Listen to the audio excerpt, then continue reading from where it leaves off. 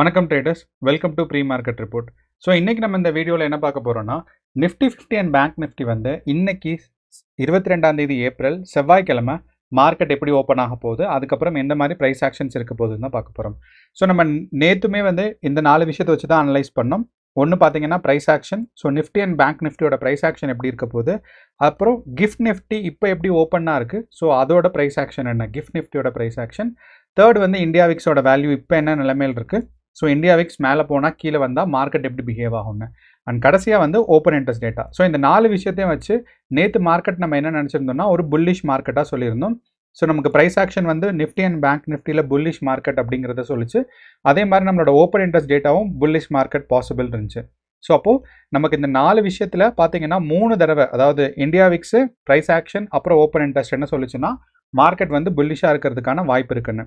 ஆனால் கிஃப்ட் நிஃப்டியில் 6:30க்கு ஸ்டார்ட் பண்ணும்போது பார்த்தீங்கன்னா ப்ரைஸ் ரிஜெக்ஷன்ஸ் இருந்துச்சு. ஸோ 2 கேண்டில் பார்த்தீங்கன்னா 15 மினிட்ஸ் கேண்டில் வந்து நெகட்டிவாக இருந்தனால நம்ம பேலன்ஸ்டுன்னு போட்டிருந்தோம். அப்புறம் ஓவரால் புல்லிஷ் மார்க்கெட் பார்த்தீங்கன்னா நம்ம வந்து என்ன நினச்சிருந்தோம்னா ஓவரால் மார்க்கெட் வந்து புல்லிஷாக இருக்குன்னு. ஸோ அதே மாதிரி மார்க்கெட் வந்து ஒரு புல்லிஷாக இருக்குது. அண்ட் நான் இங்கே வந்து டே 1 ஆஃப் 100 போட்டிருக்கிறது என்னென்னா, ஒரு 100 டேஸ் நம்ம 100 டேஸ் ப்ரிடிக்ட் பண்ணுவோம். அதில் வந்து எத்தனை நாள் வந்து நம்ம ப்ரிடிக்ஷனோ இல்லை ஒரு அனாலிசிஸோ கரெக்டாக இருக்குங்கிற பார்க்கலான்னு. ஸோ இதே 4 விஷயத்தை தான் இன்றைக்கும் நம்ம பார்க்க போகிறோம். So price action, gift Nifty, India VIX and open interest. So எல்லாத்துக்கும் ரொம்ப ரொம்ப கம்மி டைமில் நம்ம சீக்கிரமாக அனலைஸ் பண்ணிடலாம்.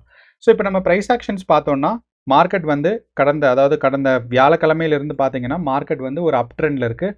அதுக்கு முன்னாடி கொஞ்சம் ஒரு பேலன்ஸ்டாக இருந்துச்சு. அப்போது இங்கேருந்து நம்ம அப் ட்ரெண்ட் எடுக்கணுமா இல்லை இங்கேருந்து எடுக்கணுமான்னு பார்த்தா நமக்கு இங்கேருந்து எடுக்கிறது தான் பெட்ரு. ஏன்னா இந்த இடத்துல இந்த சைட்வேஸ் மூவ்மெண்ட் வந்து பார்த்தீங்கன்னா மார்க்கெட் வந்து ஒரு ஸ்ட்ராங்கான சைட்வேஸ் மூவ்மெண்ட் தான். ஏன்னா வந்து லிக்விடிட்டி கிராபிங்காக இந்த இடத்துல ஒரு சைட்வேஸ் மூவ்மெண்ட்ஸ் நடந்திருக்கும். அப்போ இந்த சைட்வேஸ் மூவ்மெண்ட்டை நம்ம வந்து பெருசாக கன்சிடர் பண்ண தேவையில்லை இங்கேருந்து. அப்போது இந்த அப் ட்ரெண்டோட டிகிரி, அதாவது ஆங்கிள் பார்த்தீங்கன்னா 30.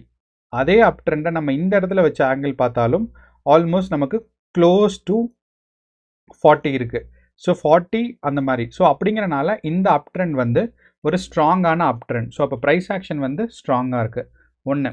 ரெண்டாவது, நம்ம வந்து சிம்பிள் மூவிங் ஆவரேஜ். அப்போ இந்த சிம்பிள் மூவிங் ஆவரேஜில் நமக்கு பார்க்கும்போது நம்மளோட 50 சிம்பிள் மூவிங் ஆவரேஜும், ஸோ இதுதான் நம்மளோட சிம்பிள் மூவிங் ஆவரேஜோட இது. ஸோ நீங்கள் பார்த்தீங்கன்னா இந்த பர்பிள் கலர் வந்து பார்த்தீங்கன்னா 200ம் ப்ளூ கலர் வந்து 50யும் இருக்குது. அப்போது இந்த 50 சிம்பிள் மூவிங் ஆவரேஜ் இது, 200 சிம்பிள் மூவிங் ஆவரேஜ் இது.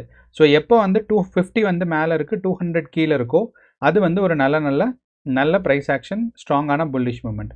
ரெண்டாவது பார்த்தீங்கன்னா இது நடுவில் இருக்கிற 2 ஆங்கிளுமே டிஸ்டன்ஸுமே பார்த்தீங்கன்னா கூட்டிக்கிட்டே போகுது. அப்போ வந்து நமக்கு ஸ்டில் வந்து புல்லிஷ் மார்க்கெட்டோட ட்ரெண்ட் இருக்குது நிஃப்டி 50ல். அதே மாதிரி நமக்கு வந்து பேங்க் நிஃப்டியில் பார்த்தோன்னா நம்ம ஏற்கனவே சொல்லியிருந்தோம், பேங்க் நிஃப்டிலையும் அதே மாதிரி ஒரு அப் ட்ரெண்டு தான், புல்லிஷ் மார்க்கெட்டோட அப் ட்ரெண்டு. நீங்கள் பார்த்தீங்கன்னா நமக்கு சிம்பிள் மூவிங் ஆவரேஜில் 50 அண்ட் 200 வந்து ஒரு கோல்டன் கிராஸில் இருக்குது. இப்போ இந்த கோல்டன் கிராஸில் இருக்கிறனால மார்க்கெட் வந்து ஒரு அப் ட்ரெண்ட்.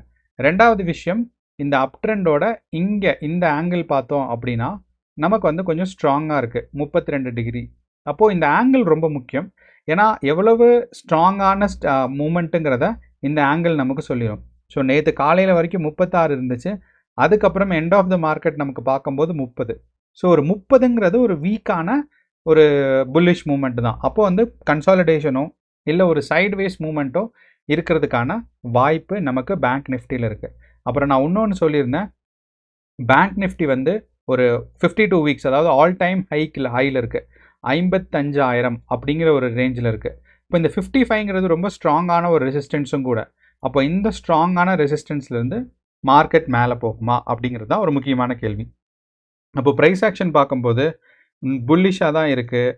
என்னதுன்னா நிஃப்டி 50, நான் என்எஃப்னு போடுறேன் அப்படின்னா நிஃப்டி 50யும் பேங்க் நிஃப்டியும் பார்த்தீங்கன்னா நமக்கு வந்து புல்லிஷ் மார்க்கெட்டாக தான் இருக்குது ப்ரைஸ் ஆக்ஷன்ஸ் பார்க்கும்போது. அது மட்டும் இல்லாமல் கோல்டன் கிராஸில் இருக்குது. ஸோ அப்போ இந்த ப்ரைஸ் ஆக்ஷன் நல்லா தான் இருக்குது. ஆனால் பேங்க் நிஃப்டி வந்து ஒரு ஸ்ட்ராங் ரெசிஸ்டன்ஸில் இருக்குது.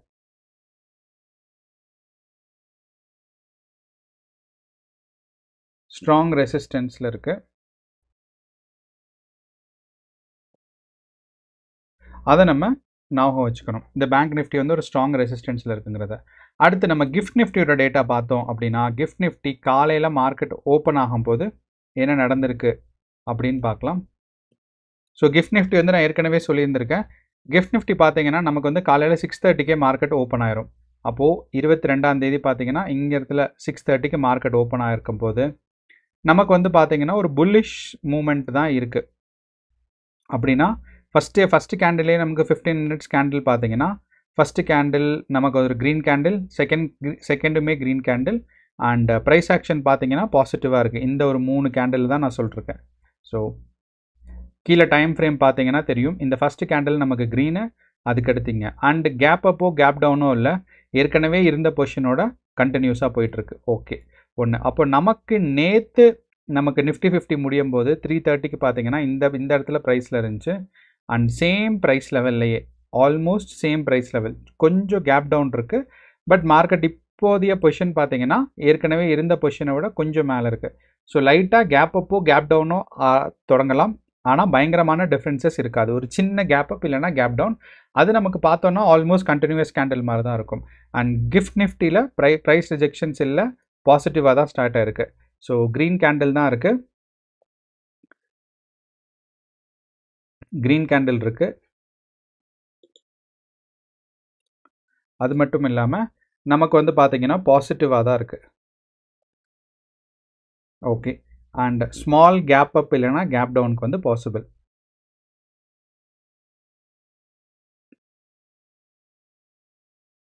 டவுன் வந்து பாசிபிலிட்டி இருக்குது. அடுத்து நம்ம முக்கியமாக பார்க்க வேண்டியது இந்தியா விக்ஸ் டேட்டா. ஏன் இந்த இந்தியா விக்ஸ் டேட்டா நமக்கு ரொம்ப முக்கியம் அப்படின்னு பார்த்தீங்கன்னா, இந்தியா விக்ஸ் வந்து நமக்கு வந்து வாலடைலிட்டி எவ்வளோ அப்படிங்கிறத இந்தியா விக்ஸ் டேட்டா வந்து நமக்கு சொல்லிடும். அப்போது இந்த வாலடைலிட்டி நமக்கு ஆவரேஜ் வாலடைலிட்டி இந்தியா விக்ஸில் பார்த்தீங்கன்னா எப்பயுமே 13 தான் இருக்கும். இந்த 13 அப்படிங்கிறது தான் ஒரு வாலடைலிட்டி. அப்போது நமக்கு வந்து போன வாரம் அந்த ஒரு பியரிஷ் மூமெண்ட்ஸ் இருக்கும்போது செம வாலடைலிட்டி மேலே போச்சு. அண்ட் எப்பப்பெல்லாம் இந்தியா விக்ஸ் வந்து கூலிங் ஆகுதோ, ஸோ கூலிங்னா மார்க்கெட் வந்து இன்னுமே டவுன் சைடு வரும். ஸோ இந்த 13 வர வரைக்குமே நமக்கு வந்து புல்லிஷ் மார்க்கெட் கண்டினியூஸ் ஆகும். அண்ட் இப்போயுமே மார்க்கெட் பார்த்தீங்கன்னா 15 இருக்குது. ஸோ எப்போ வந்து மார்க்கெட் இந்த 15லேருந்து 13 வருதோ அது வரைக்கும் நமக்கு வந்து ஒரு ஸ்ட்ராங்கான புல்லிஷ் மூமெண்ட்ஸ் இருந்துக்கிட்டே இருக்கும். ஸோ இன்றைக்கும் பார்த்தீங்கன்னா மார்க்கெட் 15 கீழே தான் இருக்குது. ஸோ இந்த 15 ரேஞ்சில் இருக்கிறனால அங்கேருந்து ஒரு சின்ன டவுன் சைட் மூமெண்ட் இருந்துச்சுன்னா மார்க்கெட் பாசிட்டிவாக இருக்கும், மேலே போச்சுன்னா நெகட்டிவாக இருக்கும். அண்ட் கரண்ட் ட்ரெண்டை பார்க்கும்போது மார்க்கெட் கன்சாலிடேட் ஆகிட்டு இருக்குது. ஸோ இங்கேருந்து ஒரு டவுன்ஃபால் எக்ஸ்பெக்ட் பண்ணலாம். ஸோ இந்தியா விக்ஸ் வந்து 15 ரேஞ்சில் இருக்குது அப்படிங்கிறனால ஒரு புல்லிஷ் மூமெண்ட்ஸ் பாசிபிள்.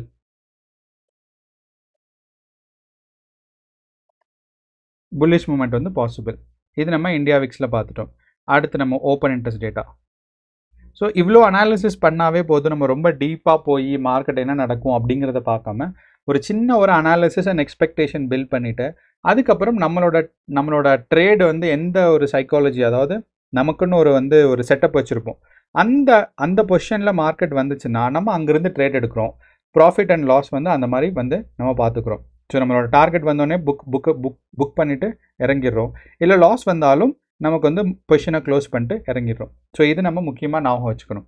ஸோ அப்படி பார்க்கும்போது நமக்கு நிஃப்டி 50 மேலே எது வரைக்கும் போகலாம் அப்படின்னு பார்த்தீங்கன்னா 24,500 வரைக்கும் போகலாம். அண்ட் பாருங்கள் பிசிஆர் ரேஷியோ, அதாவது இப்போ நம்ம செலக்ட் பண்ணியிருக்க ரேஞ்சில் இருக்கிற பிசிஆர் ரேஷியோ பார்த்தீங்கன்னா 0.7 இருக்குது. இப்போ இந்த 0.7ங்கிறது ஒரு ஆல்மோஸ்ட் புல்லிஷ் கேரக்டரை மார்க்கெட்டில் சொல்லுது. அப்போ ஆனால் எக்ஸ்பைரி வரைக்கும் பார்க்கும்போது நமக்கு 1.1 இருக்குது. அப்போது இங்கே இருக்கிற, அதாவது இந்த பிசிஆர் ரேஷியோ, கீழே இருக்க பிசிஆர் ரேஷியோ பார்த்தீங்கன்னா நம்ம எந்த சார்ட்டு டிஸ்பிளே பண்ணியிருக்கோமோ, எந்த ப்ரைஸ் ரேஞ்சு டிஸ்பிளே பண்ணியிருக்கோமோ அந்த ப்ரைஸ் ரேஞ்சில் தான் இருக்குது. அப்போது மார்க்கெட் இங்கேருந்து எவ்வளோ வரைக்கும் புஷ் ஆகலான்னு பார்த்தீங்கன்னா 24,500 வரைக்கும் புஷ் ஆகலாம். அண்ட் மார்க்கெட் டவுன்ஃபால் ஆனால் 24,000 வரைக்கும் வரலாம். ஸோ இது வந்து நமக்கு நிஃப்டி 50ல். ஸோ நிஃப்டி 50 பார்த்தீங்கன்னா நான் 24,500 வரைக்கும் போட்டுடுறேன்.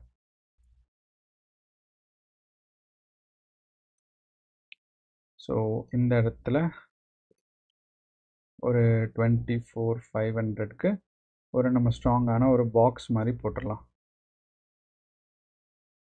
ஓகே, இந்த ரேஞ்ச் வரைக்கும் மார்க்கெட் போகிறதுக்கு வாய்ப்பு இருக்குது. அதே மாதிரி மார்க்கெட் டவுன்ஃபால் ஆச்சுன்னா எது வரைக்கும் டவுன்ஃபால் ஆகும்னா 24,000. ஸோ அப்போது இங்கேருந்து மார்க்கெட், அதாவது இந்த ரேஞ்ச் நம்ம இப்போ ஒரு பாக்ஸ் போட்டிருக்கோம் பாருங்கள், இந்த ரேஞ்சிலேருந்து மார்க்கெட் இது வரைக்கும் புஷ் ஆகிறதுக்கான வாய்ப்பு இருக்குது. டவுன்ஃபால் ஆச்சுன்னா இந்த 24லேருந்து நல்லா ஸ்ட்ராங்கான சப்போர்ட் எடுத்துகிட்டு திருப்பியும் மார்க்கெட் மேலே புஷ் ஆகும். இது வந்து நம்ம நிஃப்டி 50. ஸோ அப்போது ஓப்பன் இன்ட்ரெஸ்ட் டேட்டாவில் பார்க்கும்போது 24,500 வரைக்கும் புல்லிஷ் மூமெண்ட்ஸ் இருக்கும்.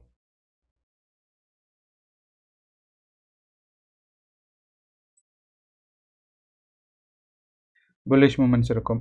அண்ட் இது வந்து நமக்கு வந்து நிஃப்டி 50ல் இருக்குது. ஸோ என்எஃப்னு போடுறேன், நிஃப்டி 50க்கு என்எஃப்னு நான் போடுறேன். இதே இது நம்ம வந்து பேங்க் நிஃப்டி பார்த்தோம் அப்படின்னா, நமக்கு பிசிஆர் ரேஷியோ 0.7ல் இருக்குது. அதே மாதிரி மேலே போனால் எவ்வளோ வரைக்கும் போகலான்னா 56,000, டவுன்ஃபால் ஆனால் 55,000. ஸோ நமக்கு வந்து பேங்க் நிஃப்டியில் அடுத்து இங்கேருந்து மார்க்கெட் வந்து 56,000 வரைக்கும் புஷ் ஆகிறதுக்கான சான்சஸ் இருக்குது. ஒன்று.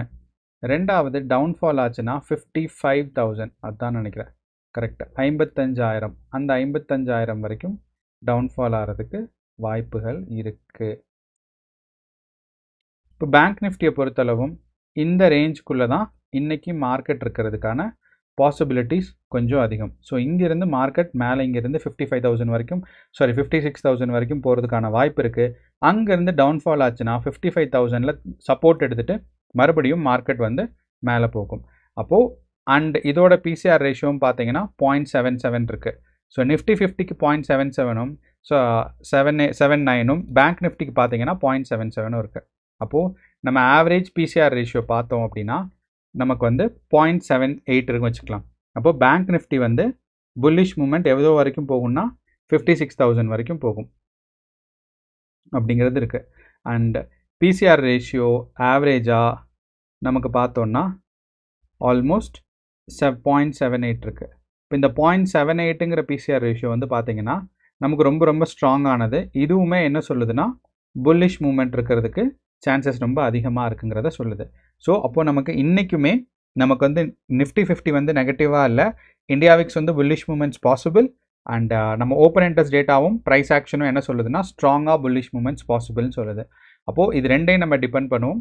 அண்ட் மார்க்கெட்டோட புல்லிஷ் மூமெண்ட்டை நீங்கள் வந்து இந்தியா விக்ஸை பார்த்து கன்ஃபார்ம் பண்ணிக்கலாம். ஸோ இந்தியா விக்ஸ் வந்து 15க்கு மேலே போகுது அப்படின்னா மார்க்கெட் வந்து அது ஃபேக்கான புல்லிஷ் மூமெண்ட்ஸ் எப்போ வேணாலும் பிரேக் அவுட் ஆகி கீழே வரும்.